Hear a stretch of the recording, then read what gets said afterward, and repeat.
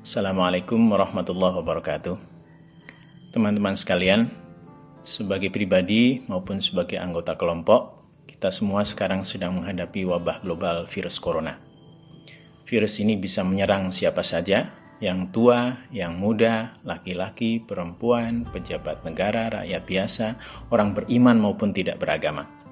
Ibarat gelombang, serangan virus ini bisa menghantam siapa saja sepanjang ada saluran yang terbuka. Dalam waktu 3 minggu ini saja di Indonesia, sejak diumumkan oleh Presiden Jokowi awal Maret lalu, kasus yang terkonfirmasi sudah meningkat dengan sangat cepat. Dari mulai angka 2 kasus menjadi 514 kasus. 48 diantaranya meninggal dunia. Di Italia pada hari Sabtu kemarin, hampir 800 orang meninggal karena virus ini. Ini merupakan situasi yang sungguh sangat serius. Kita tidak boleh panik, kita tetap harus optimis, tetapi kita juga tidak boleh lengah. Sebagai warga negara, sebagai umat beragama, kita masing-masing punya tanggung jawab. Di antara tanggung jawab yang paling penting mendesak untuk kita lakukan adalah melakukan social distancing. Jangan keluar rumah dulu. Kita bekerja, kita belajar, kita beribadah dari rumah. Untuk yang beragama Islam, PBNU, Pengurus Pusat Muhammadiyah, Majelis Ulama Indonesia, para ulama terkemuka di Indonesia, dan juga termasuk ulama masyhur Syekh Al-Azhar di Mesir telah mengeluarkan fatwa bahwa sekarang ini kita tidak usah sholat jamaah di masjid dulu, tidak usah jumatan dulu, tidak usah bikin pengajian dulu, tidak ada tablik akbar, tidak ada istighosah, tidak ada haul yang besar yang memungkinkan virus ini tertular dalam kerumunan yang besar. Ini merupakan situasi yang darurat. Jadi kita tidak boleh pakai aturan normal. Kita harus punya sense of crisis. Jangan beragama secara letterlek. Jangan ngeyel, jangan egois. Mari beragama dengan menggunakan akal. Untuk membentuk akhlak, kita beragama tidak menuruti hawa nafsu. Mari mengikuti anjuran Rasulullah SAW bahwa manusia yang terbaik adalah manusia yang bermanfaat bagi sesamanya. Khairun nas anfa'uhum linnas. Dalam situasi seperti ini, mari kita berusaha menjadi orang yang bermanfaat bagi orang lain dengan cara menjaga diri supaya kita tidak menjadi sebab dari menularnya virus ini. Minimal kita tidak membuka peluang untuk menularnya virus itu. Jangan mengikuti anjuran-anjuran yang tidak tepat bahwa kita tidak perlu takut pada corona karena kita takut kepada Allah. Mati itu takdir, betul.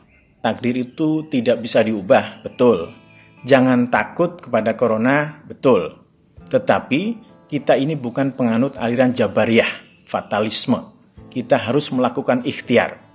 Rasulullah SAW, para sahabat, para ulama terkemuka sudah menganjurkan bahwa kalau ada wabah, hindari. Kalau ada penyakit menular, jauhi. Kita harus melakukan ikhtiar. Kalau ada bahaya, ikhtiar kita adalah menghindari. Kalau ada rizki, ikhtiar kita adalah menyongsong. Coba bayangkan, kalau ada anjing gila yang mungkin menularkan rabies, lalu kita lari, apakah itu berarti bahwa kita lebih takut kepada anjing itu daripada takut kepada Allah Subhanahu wa taala? Tentu tidak. Takut kepada Allah dengan waspada pada virus corona mestinya berjalan seiring, karena ikhtiar adalah tanggung jawab kita. Jadi kalau kita takut kepada Allah, mari kita berikhtiar untuk menghindari wabah ini. Itu adalah bentuk takut kepada Allah. Takut kepada Allah dan takut pada corona merupakan dua hal yang sama sekali tidak saling berkaitan. Wabah ini merupakan ujian. Ini adalah ujian kebangsaan, ujian keagamaan, ujian kemanusiaan. Mari kita tetap optimis. Sehingga ketika selesai wabah ini, sebagai bangsa kita menjadi bangsa yang makin kuat, sebagai umat beragama kita menjadi umat beragama yang makin mulia, sebagai manusia kita menjadi manusia yang semakin peduli pada sesama. Mari perkokoh solidaritas. Selain membersihkan masjid dengan disinfektan, jangan lupa kita perhatikan orang-orang di sekitar kita yang mungkin membutuhkan pertolongan, entah yang sakit maupun yang terpaksa harus keluar karena harus memenuhi tuntutan kebutuhan sehari-hari. Apapun latar belakang mereka, kalau kita bisa, mari kita tolong mereka. Kalau kita punya sumbang rumah sakit dengan alat pelindung diri yang sekarang kekurangan di mana-mana, jangan sampai kita justru menimbun sembako.